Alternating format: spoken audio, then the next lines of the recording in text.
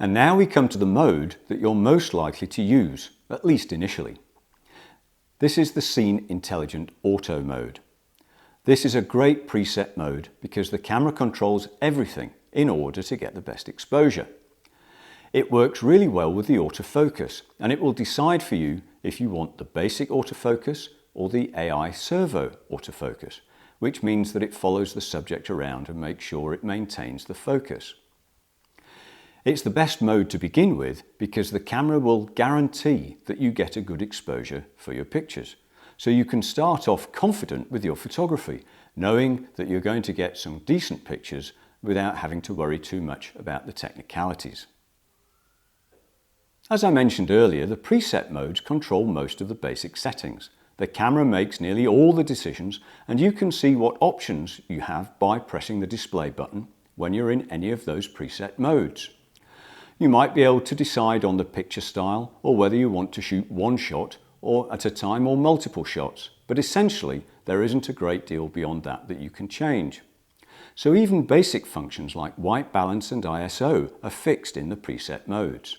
If you try to change them, you'll get this message. The 4 modes above the off switch are called the semi-automatic modes, and they finish up in fact with M, which is entirely manual.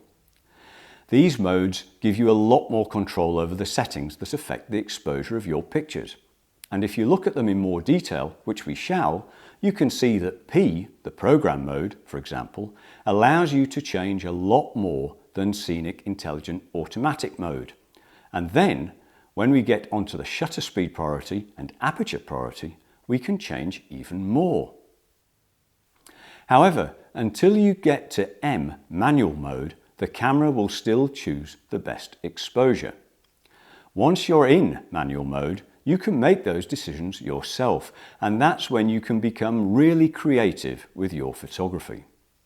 So let's have a look at the P mode first. So P mode, or program mode, is really useful because it gives you slightly more control over the pictures that you're taking.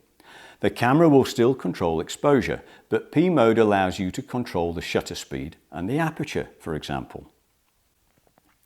If we look at the options in P mode on the LCD screen here, you can see that there are many more options available.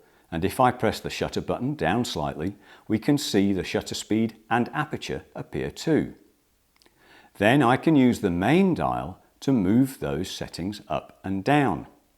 Now, as I said, this is not entirely manual.